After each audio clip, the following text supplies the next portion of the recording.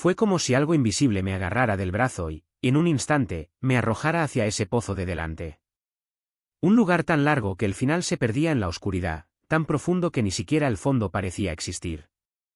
Al principio pensé que había millones de velas o antorchas encendidas, pero pronto me di cuenta de que no eran llamas, eran personas. Cuerpos esqueléticos, con piel grisácea estirada sobre los huesos, sin un solo mechón de pelo. Estaban todos desnudos, destrozados y lo que más me sorprendió fue el sonido.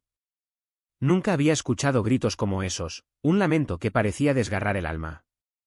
Tenía los dientes rotos, destrozados, la saliva le corría por la barbilla y le salía mucosidad por la nariz. Fue un horror más allá de cualquier cosa que pudiera imaginar. Mi primera reacción fue gritar y grité tanto que me quedé sin voz. Fue como si, en ese momento, hubiera tocado el otro lado de la existencia. Ahora, escuchemos el relato de Eddie Wiggins. Eddie dedicó su vida a predicar la palabra de Dios, pero vivió una realidad muy diferente. Una noche, tras ignorar una advertencia, se sumió en otra crisis de drogas y acabó siendo llevado al infierno.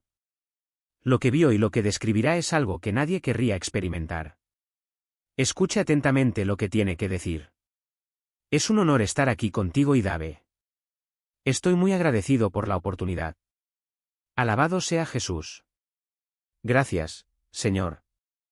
Es un privilegio compartir mi historia y sé que mi testimonio debe ser escuchado. ¿Por dónde debería empezar? Bueno, desde pequeña mi vida ha estado marcada por la violencia. Fui adoptado por una mujer que intentó matarme desde los 2 hasta los 9 años. Sufrí abuso constante. Recuerdo una vez que me golpeó con una correa de cuero hasta que la correa se le escapó de la mano y desapareció. Luego agarró una silla y empezó a golpearme con ella.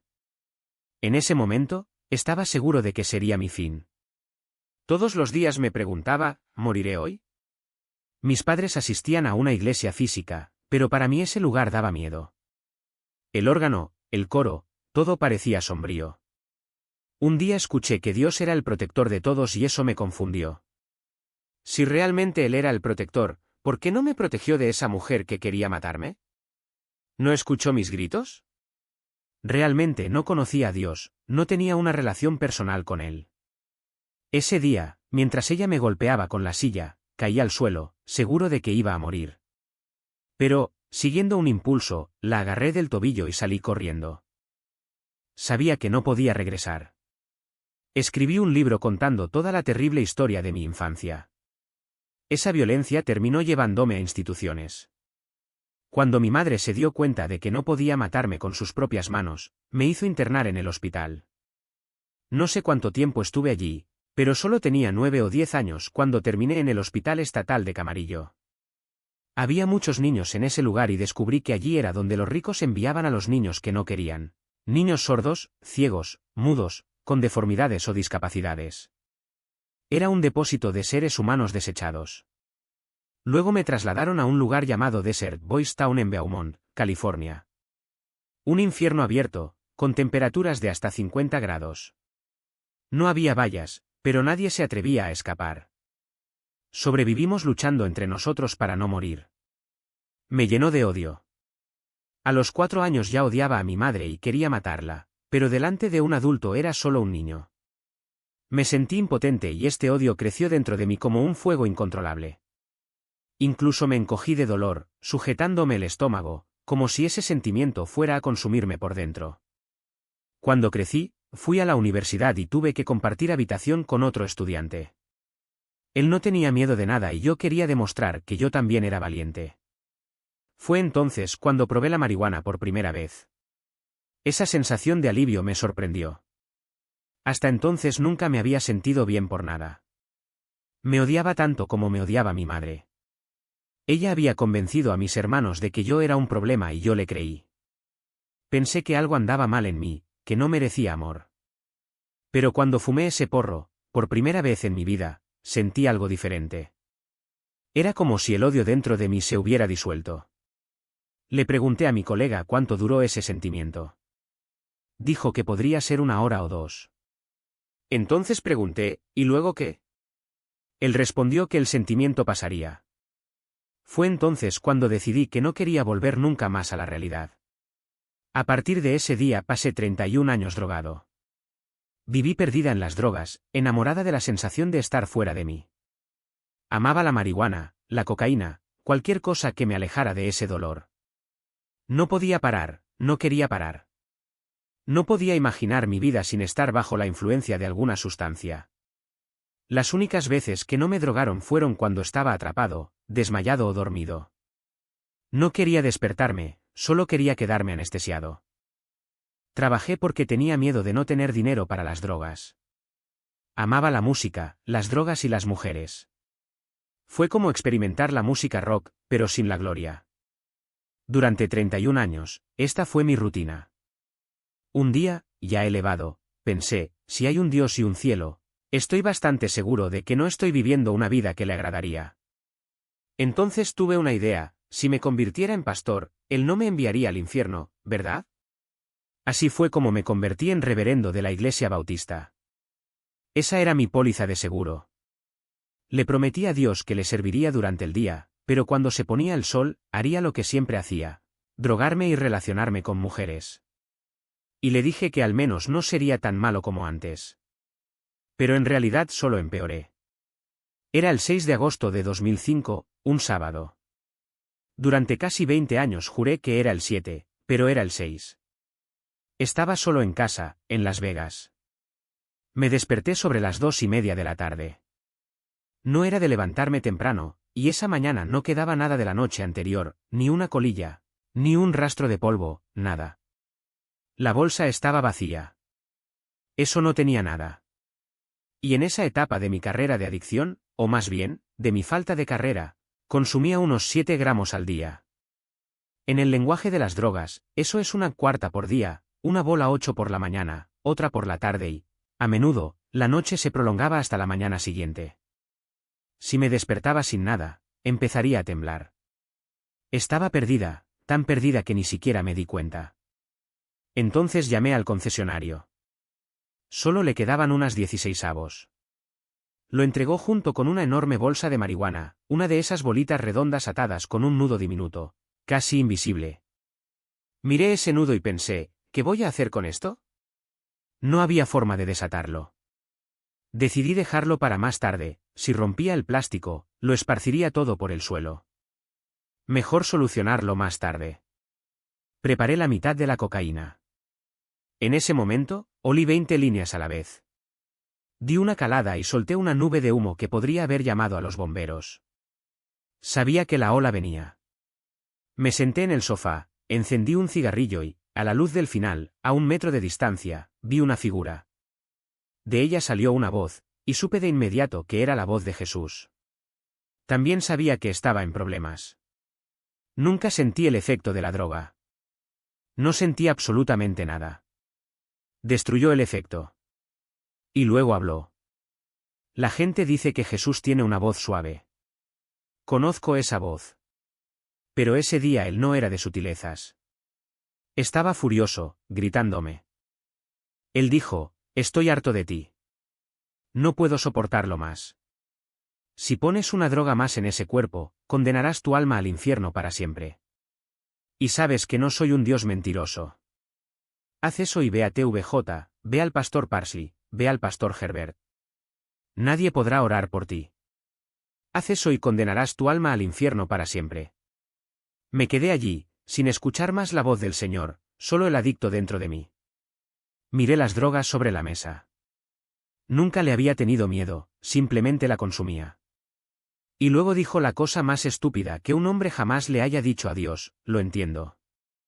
¿Pero podemos comenzar este nuevo programa después de que termine el de aquí? Fue entonces cuando Tony, porque era él, por supuesto, extendió la mano y me agarró por el codo. ¿Sabes cuando alguien te toca y lo sientes? Lo sentí. Todavía lo siento hoy. Cuando me pongo nervioso o doy testimonio en las iglesias, lo llamo el golpecito con 2 dedos. Me agarró del codo con 2 dedos y en un instante estábamos allí. Flotando en el aire vi el infierno. El infierno es real. La gente dice que el infierno está aquí en la tierra. No, no lo es. Es un lugar concreto, enterrado en las profundidades de este mundo, tan vasto que no puedes ver el final, tan profundo que no puedes ver el fondo. No hay luz. Ninguno. El sol no le alcanza. Las estrellas y la luna no lo tocan. Es la ausencia total de luz. Flotamos en el aire, descendiendo. En las paredes, lo que parecían millones de velas o antorchas. Pero allí no había nada hecho por el hombre, solo enormes cuevas. A unos 2 kilómetros por debajo de nosotros se elevaba un humo espeso. Era el lago de fuego. Era imposible ver su interior, porque el humo negro salía en volúmenes tan densos que bloqueaba la vista.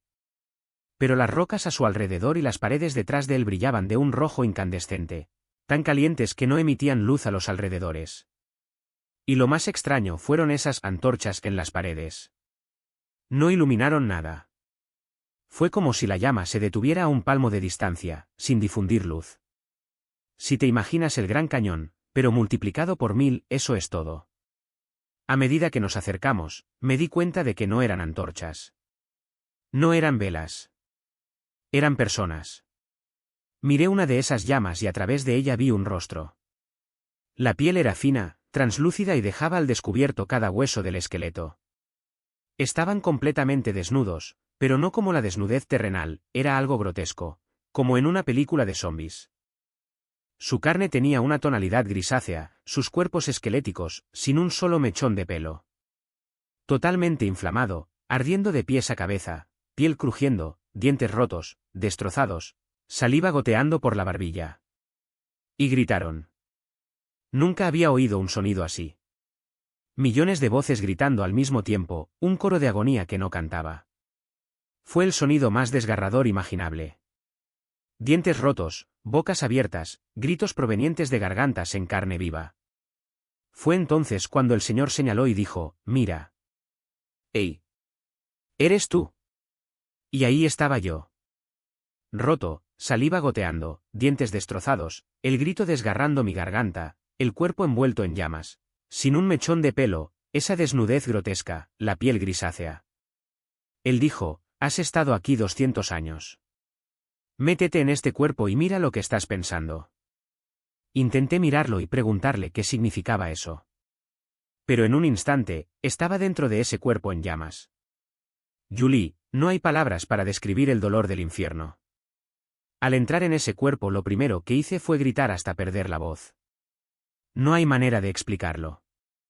No existe ninguna palabra en ningún idioma que traduzca este dolor.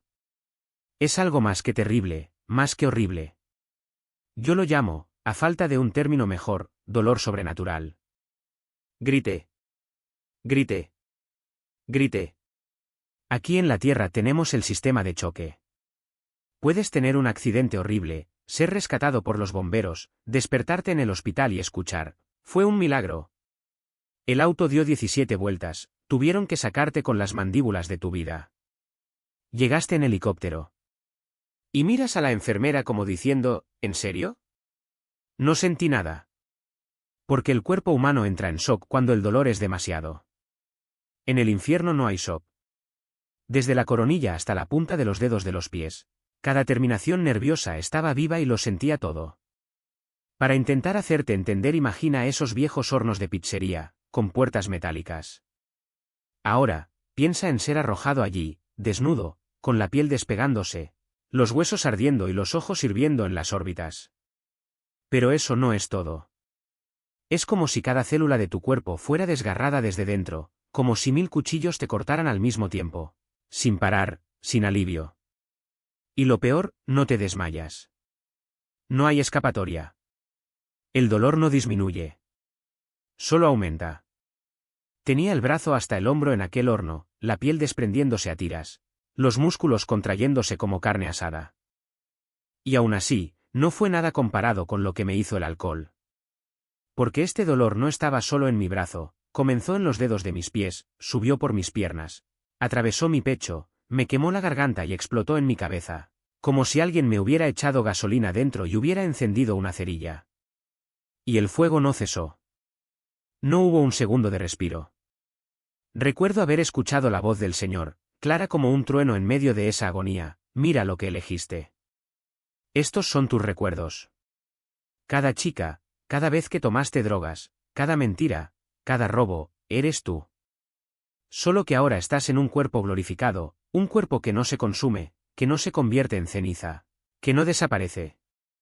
Era como la zarza ardiente que vio Moisés, en llamas, pero entera. Mi piel ardía, pero no se quemó.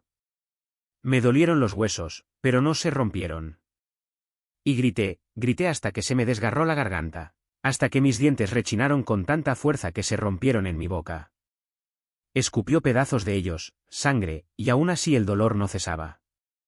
Fue entonces cuando entendí lo que la Biblia quería decir con llanto y crujir de dientes. No era solo una forma de hablar. Fue literal. Rechinas los dientes hasta que se rompen y aún así el dolor continúa. Gritas hasta perder la voz y el silencio que sigue es aún peor, porque sabes que nadie te escuchará. Nadie te salvará. Entonces de repente escuché voces. Voces de personas que conocía, tías, pastores, amigos que Dios había usado para hablarme. Me acordé de tía Ellen, meneando su dedo en mi cara: muchacho, si no dejas esa pipa y no vas a una iglesia, si no dejas esa cocaína y no buscas a Jesús, te vas a quemar. En ese momento pensé que eran solo palabras. Pero allí, en medio de ese fuego, entendí: Dios no me condenó al infierno. Me condené a mí mismo. Cada elección, cada decisión, cada vez que dije solo una vez más, eso es lo que me trajo aquí. Y lo peor fue que sabía que mis amigos seguían allá arriba, viviendo igual, sin tener idea de lo que les esperaba. No tienen idea, pensé. Nadie lo hace.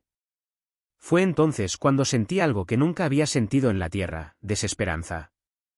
En la vida, incluso en los peores días, siempre había una salida. Un mañana mejor, una segunda oportunidad, una luz al final del túnel. Pero ahí no había salida.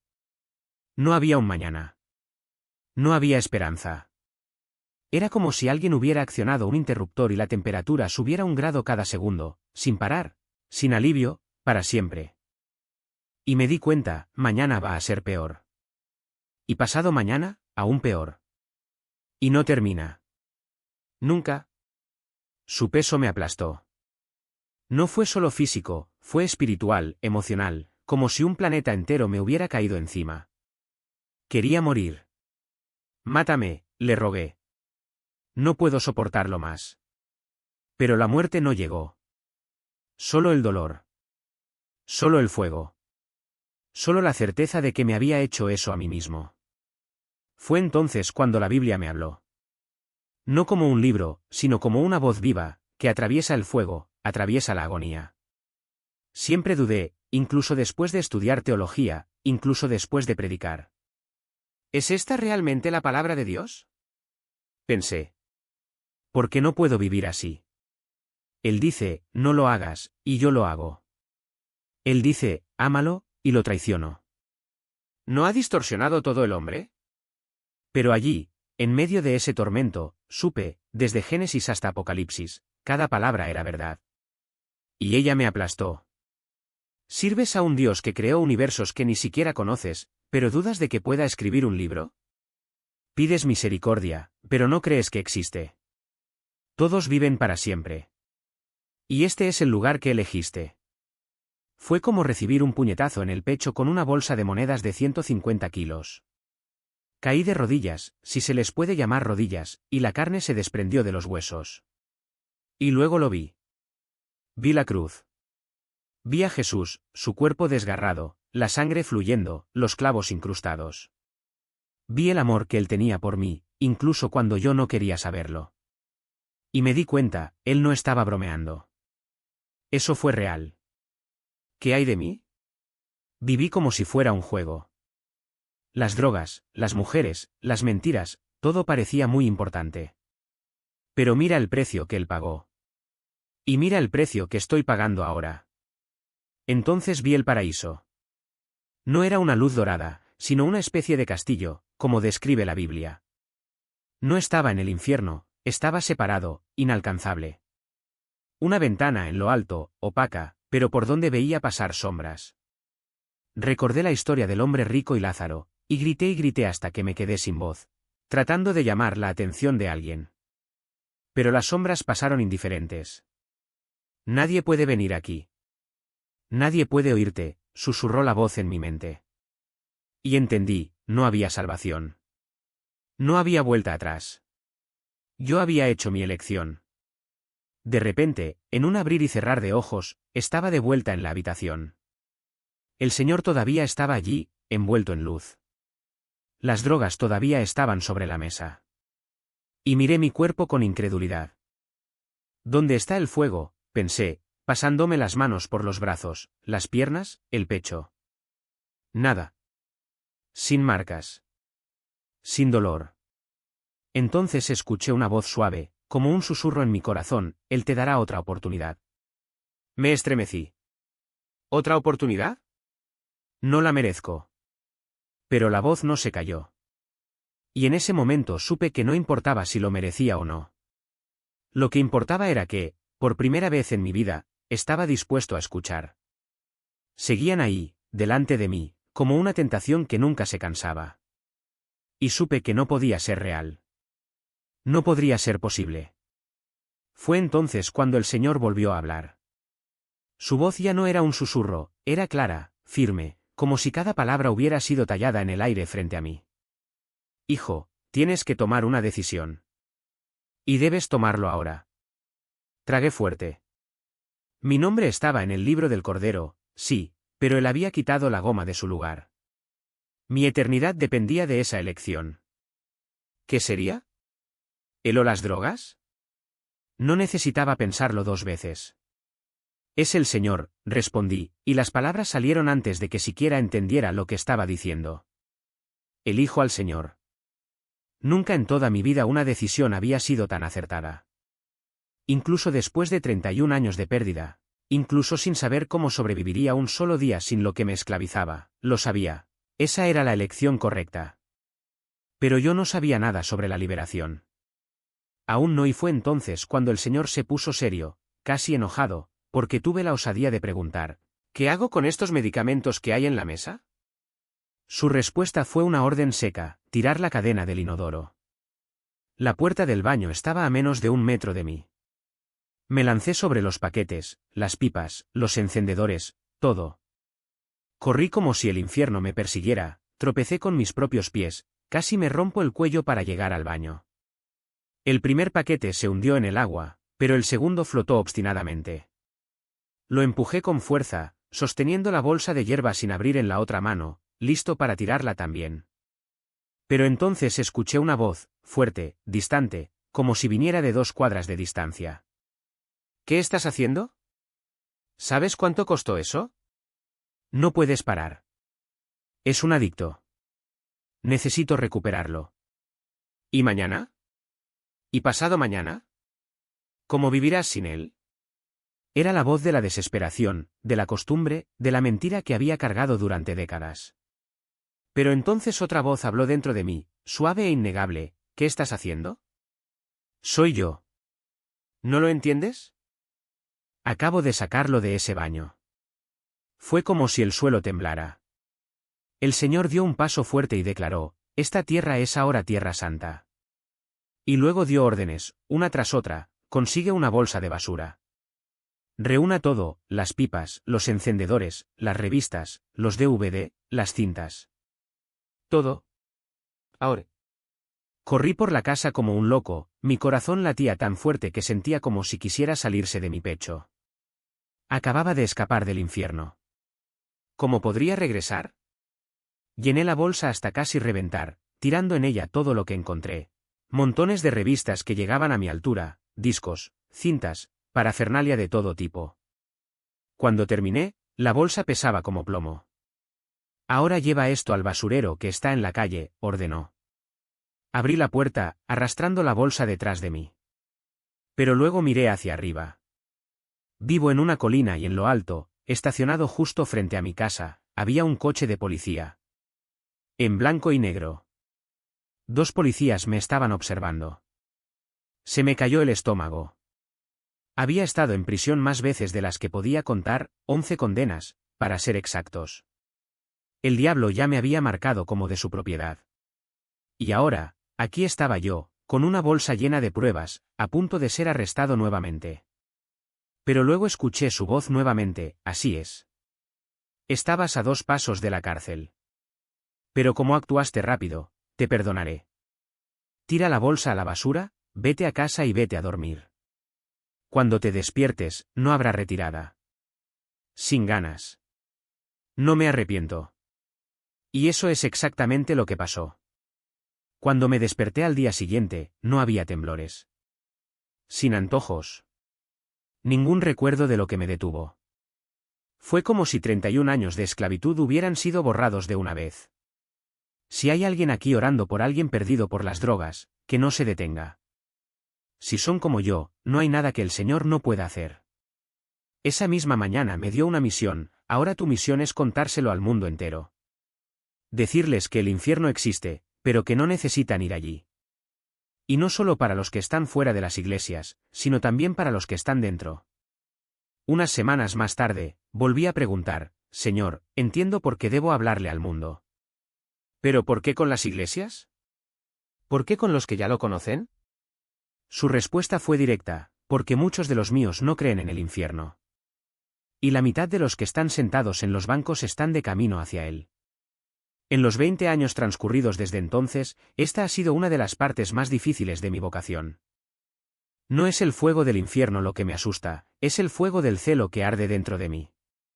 Y las puertas que se cierran cuando intento entrar a una iglesia para hablar del cielo, el infierno y el juicio. Recuerdo haberle preguntado al Señor una vez, ¿qué pasa con aquellos que dicen que una vez salvo, salvo para siempre? Él me llevó de regreso, no al infierno, sino a sus puertas. Estábamos allí, frente a esa entrada oscura, y él tenía su mano sobre ella, a punto de cerrarla para siempre. La primera vez que estuve allí teníamos casi la misma altura. Ahora, yo era pequeña ante él, mirando su rostro mientras las lágrimas corrían como lluvia por sus mejillas. No fueron gotas discretas, fue un diluvio, un llanto que empapó su barba y goteó hasta el suelo. Y entonces sentí su dolor. No fue ira. Fue un lamento profundo, como si cada alma que se perdiera fuera un niño que él no pudiera salvar. Estos son los condenados, dijo, y se le quebró la voz. En la tierra dirías que mereces lo que tienes. Pero no los creé para eso. Palabras vacías. Mereces arder en el infierno. Pero no fue un veredicto, fue un contratiempo. Cada sílaba salió como si él estuviera arrancando sus propias entrañas y colocándolas frente a mí. Los crié para ser amados, dijo, y su voz tembló como una ramita bajo el peso de la nieve. No debe descartarse. Ese amor no era débil. Era un fuego que consumía incluso lo que no podía consumirse. No dejó de amar, ni siquiera cuando lo rechazaron. Incluso cuando le escupieron en la cara. Incluso cuando prefirieron la oscuridad a su luz. Y eso, fue lo que me quemó por dentro. No fue solo compasión. Fue un llamado. ¿Has visto lo que sucede cuando se niegan a amarme?, continuó. Pero mi amor no depende de ellos. Los amo a pesar de todo. Y es por eso que estás aquí. Esas palabras me golpearon como un martillo. Había pasado años repitiendo eslóganes, creyendo que todo lo que tenía que hacer era aceptar a Jesús, para ser salvo. Pero allí, ante él, entendí, no se trataba de palabras. Se trataba de la muerte. Muerte a uno mismo, a las adicciones, a las mentiras que llamé vida. Si el grano de trigo no cae en la tierra y muere, queda solo, pero si muere, da mucho fruto. Lo había leído, pero no lo había experimentado. Enseñaron que una oración era suficiente, murmuré, avergonzado. Que bastaba con decir las palabras adecuadas. Las palabras no salvan, respondió. Lo que salva es un corazón roto. Lo que salva es dejarme vivir en vosotros, en el lugar de vuestro pecado. Y luego me mostró, el bautismo en agua no era un ritual. Fue un funeral. Cuando bajas, es el viejo el que muere. Cuando resucitas, eres una nueva criatura, pero solo si le permites a él tomar el control. No se trataba de memorizar versos. Se trataba de dejar que la palabra se convirtiera en sangre en tus venas. No se trataba de recitar oraciones. Se trataba de vivir como si cada aliento fuera suyo. No se puede amar a Dios con todo el corazón por el propio esfuerzo, dijo. El corazón humano es débil. Pero mi espíritu es fuerte. Y cuando te vacías, yo te lleno. Ahí estaba el secreto. No tratando de ser bueno, sino dejando que Él sea bueno a través de ti. No en luchar contra el pecado, sino en dejarle vivir en ti, para que el pecado no tenga lugar. Él debe crecer y yo debo disminuir. No fue una metáfora. Fue una rendición. Y luego me mostró la iglesia. No el que yo conocía, aquel lleno de gente que cantaba himnos con los labios pero cuyos corazones estaban muy lejos. No el que predicaba el amor, sino el que practicaba la división. No el que hablaba de santidad, sino que se contentaba con las migajas de Dios. No volveré por una novia tibia, dijo, y su voz ahora era como un trueno. Vuelvo por una iglesia en llamas. Por guerreros sin mancha, sin arruga, sin nada que los aleje de mí. Vi lo que venía. La tribulación no fue solo juicio, fue purificación. Aquellos que se llamaban a sí mismos cristianos, pero amaban al mundo más que a él, quedarían expuestos. Aquellos que jugaron con demonios, aquellos que cambiaron la verdad por mentiras, aquellos que llenaron los templos pero vaciaron el evangelio, todos serían sacudidos. Y en medio del caos, él estaría refinando a su novia. ¿Has visto el infierno?, dijo. Ahora ve y diles que no necesitan ir allí. ¿Pero cómo? ¿Cómo predicar a quienes no quieren escuchar? ¿Cómo podemos llegar a aquellos que creen que son salvos, pero que nunca han muerto a sí mismos? No eres tú quien convence, respondió. Es mi espíritu. Solo necesitas ser fiel. Y luego me recordó de dónde venía. De los demonios que me poseían, de las noches perdidas, de la vergüenza que cargaba. Recordé a la mujer que me ungió con aceite como si fuera un animal herido. Los gritos que di mientras el poder de Dios me desgarraba por dentro, arrancando cada cadena. Recordé cómo, después de cada liberación, regresaba al auto temblando, como si mi cuerpo todavía no me creyera libre. No fuiste salvo para quedarte callado, dijo. Fuiste salvado para quemar. Y allí, ante él, comprendí, el amor que me llegó no era para guardarlo. Se suponía que se derramaría. Como aceite en la cabeza, como fuego sobre paja seca. Se suponía que ardería hasta que todo el mundo viera que el infierno era real, pero que la cruz era más grande. Yo estaba ahí, inmovilizada, como si unas manos invisibles me estuvieran sujetando a esa pared. No había cuerdas, cadenas ni esposas, solo la certeza de que, sin cambios, sería arrastrado al abismo. Y fue allí donde comprendí, la misericordia de Dios no es una invitación a la complacencia, sino un llamado a la guerra. Él no nos salva para que podamos sentar cabeza. Él nos salva para que podamos levantarnos. Y si la iglesia hoy está llena de gente que canta alabanzas el domingo, pero vive como si Dios fuera un mero accesorio el lunes, es porque hemos olvidado lo que significa estar llenos del Espíritu. No es una opción. Es una necesidad. La Biblia dice claramente, si alguno no tiene el Espíritu de Cristo, no es de él. Y, sin embargo, ¿cuántos de nosotros vivimos como si el Espíritu Santo fuera un invitado ocasional en nuestras vidas, en lugar del fuego que debería consumir todo lo que no es suyo? Mira a tu alrededor. El mundo está dividido, no por diferencias políticas o ideológicas, sino por una raíz más profunda, el odio. Si no estás de acuerdo conmigo, te odio. Esto no es humano. Es demoníaco. E incluso está infiltrado en las iglesias. Pastores que predican un evangelio diluido, un Jesús que no confronta, que no libera, que no transforma. Un Jesús que cabe en tu bolsillo, que no molesta, que no exige más que un diezmo y una sonrisa. Pero el Jesús de la Biblia es fuego. Él voltea las mesas. Él expulsa demonios. Él dice, arrepiéntanse, porque el reino de los cielos se ha acercado. ¿Y dónde está ese poder hoy? ¿Dónde están las señales que los creyentes deben seguir? ¿Dónde están siendo restaurados los milagros, las liberaciones y las vidas quebrantadas? Si la iglesia no está viendo estas cosas es porque ha dejado de ser iglesia.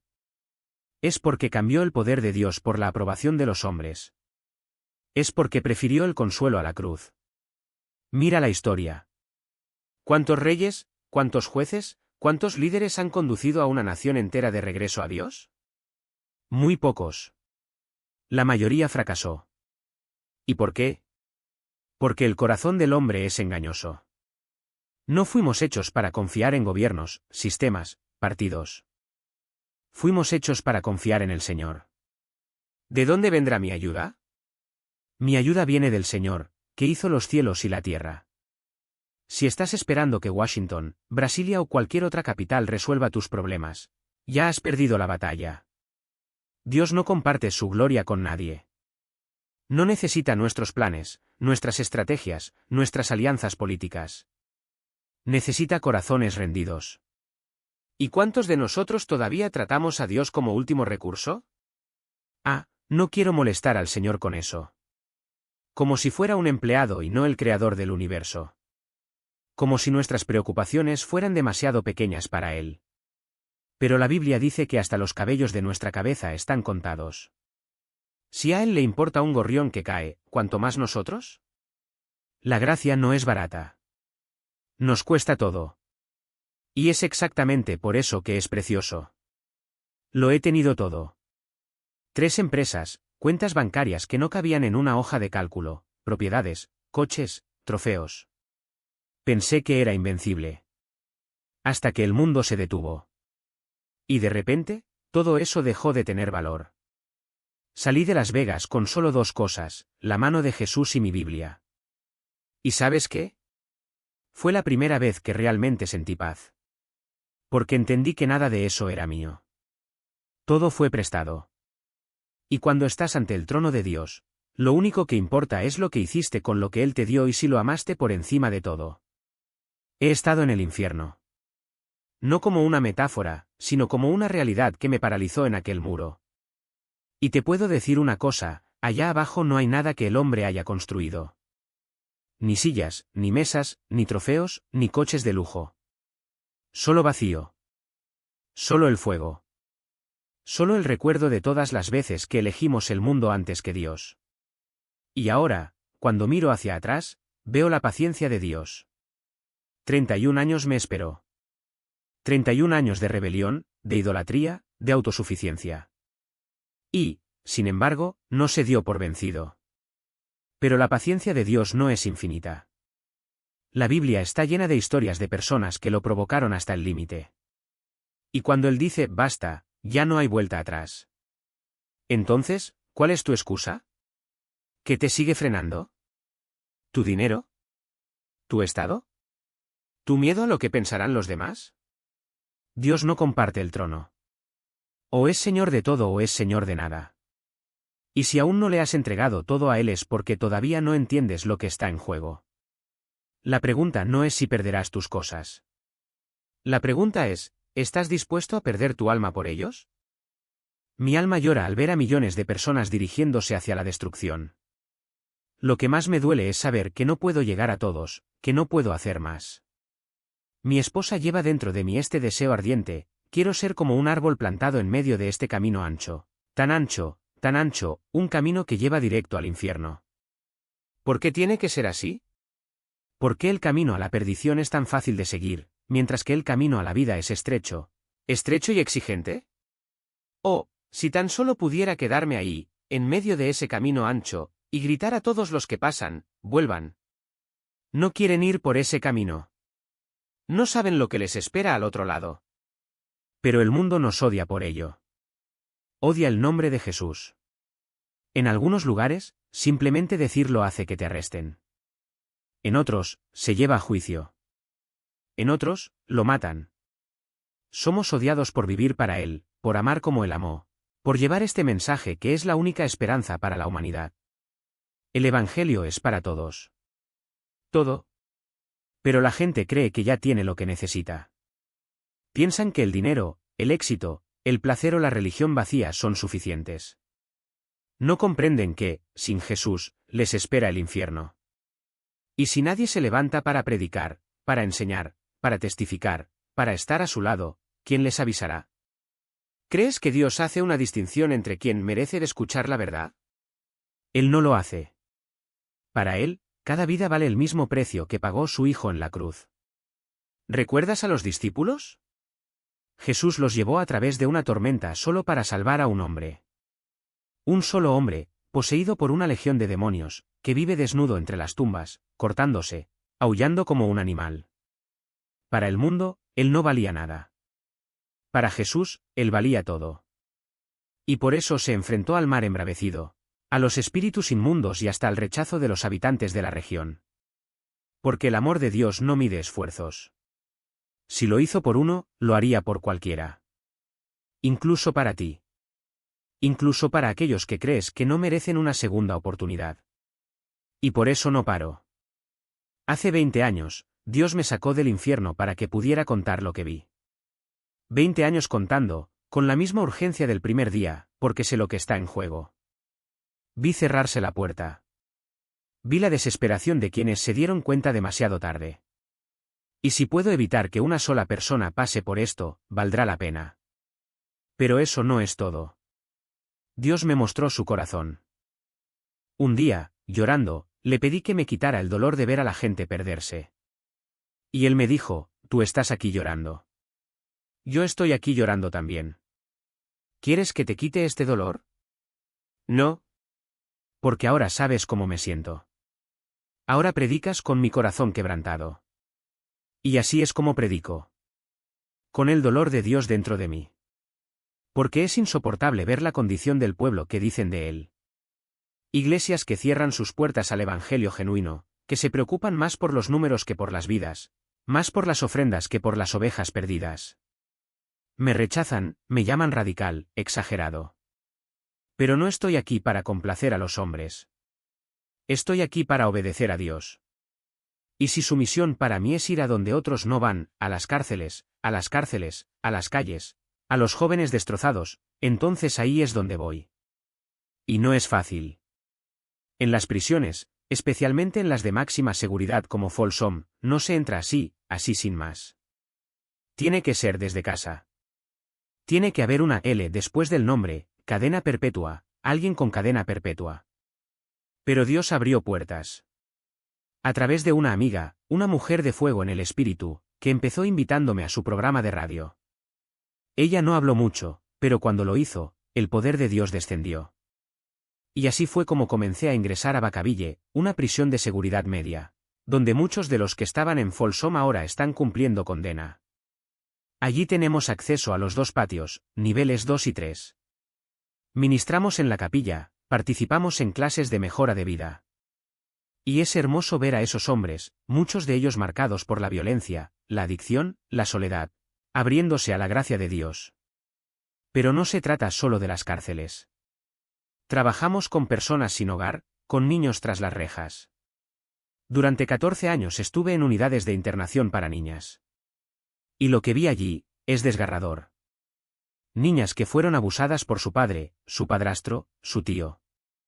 Niñas cuyas madres las doparon con metanfetamina para calmarlas. Niñas que llevaban días sin comer, que dormían en casas sin luz, sin agua, sin amor. Muchos de ellos no deberían estar allí. Se robaron un peine porque su mamá vendió todo lo que tenían para comprar droga. Le robaron un par de zapatos porque era la única forma de ir a la escuela. ¿Y dónde estaba la iglesia? ¿Dónde estaban los cristianos que deberían haber estado allí, extendiendo la mano y ofreciendo esperanza?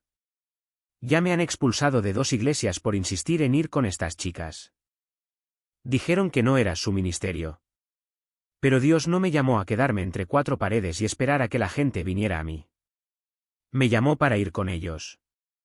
Y si la iglesia no quiere ir, yo iré solo. Porque alguien necesita decirles a estos niños que son importantes. Alguien necesita mirarlos a los ojos y decirles, Jesús te ama y no te ha abandonado. Por eso no paro.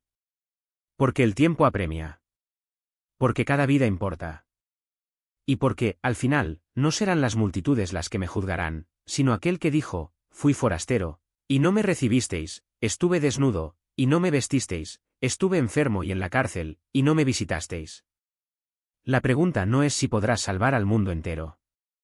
La pregunta es, ¿qué estás haciendo con la vida que Dios ha puesto frente a ti? Sé compasivo y ayuda. Así que gracias por compartir hoy. Gracias. Y ahora, para terminar, quiero invitarlos a unirse a mí en una oración que arde en mi corazón. Oremos juntos, pidiéndole a Dios que encienda en nosotros el fuego que Él puso dentro de cada uno. Señor, enciende en nosotros una llama que no se puede apagar, un deseo ardiente de salir a servirte. Que te amemos como tú mereces ser amado y que amemos a los demás con el mismo amor con el que tú nos amas. Que podamos derramar nuestro corazón al servicio de ti y de tu Iglesia, sin reservas, sin miedo, sin mirar atrás. Señor, hay tantas personas aquí hoy que están atrapadas, atadas por cosas que les impiden vivir plenamente. Algunos luchan contra las adicciones, drogas, alcohol, juegos de azar, robo, mentiras. Otros están atrapados por comportamientos que los alejan de ti, como la pornografía o relaciones que no honran tu voluntad. Hoy clamamos, libéralos, Señor. Rompe estas cadenas ahora mismo, en este instante, y que cada persona aquí sea libre, sin que nada le impida entregarse completamente a ti. Y hay quienes cargan con dolores físicos, enfermedades que los médicos no pueden explicar ni curar. Nombres complicados, diagnósticos que parecen frases, cuerpos que no funcionan como deberían. Pero sabemos, Señor, que para ti no hay nada imposible. Una sola palabra tuya, un solo toque, y serán completamente restaurados, de pies a cabeza. Toca cada uno ahora, Señor. Cura enfermedades, renueva las fuerzas, devuelve la salud y la esperanza. Que los que hoy vinieron aquí con dolor caminen, salten y alaben tu nombre. Y para todos nosotros, Señor, te pedimos que continúes usando esta plataforma, este ministerio, estas vidas. Multiplica el impacto, aumenta la unción, haznos instrumentos poderosos en tus manos. Que seamos como migajas de pan que, al partirse, alimentan a multitudes. Que seamos ricos en buenas obras, en amor, en servicio, y que todo lo que hagamos sea para gloria de tu nombre y para la salvación de las almas. En el nombre de Jesús, el nombre que está sobre todo nombre, oramos. Amén. Amén. Amén. Amén. Gracias, Jesús. Aleluya. Amén.